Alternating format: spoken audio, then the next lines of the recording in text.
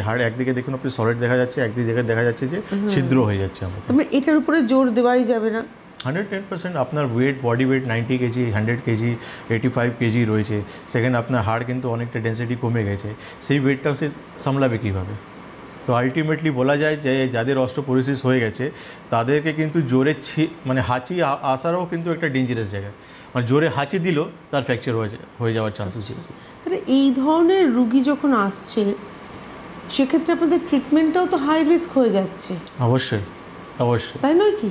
110%। কেন কি এইসব পেশেন্টকে আমাদেরকে পঞ্চকর্মা করতে গেলে খুবই স্মুথ হ্যান্ড অ্যান্ড মানে যারা পারফেক্ট এক্সপার্ট রয়েছে তাদেরকে দিয়ে আমাদের ট্রিটমেন্ট করাতে হয়। কেন কি মানে অস্টিওপোরোসিস যে রোগ আছে বা যে টার্ম আছে অনেকটাই জানে না এটা। তো বেসিক্যালি পেশেন্ট বললো ব্যথা আছে, তারপর প্রেশার দিয়ে থেরাপি করতে গেলে সে ক্ষতি হয়ে যেতে পারে।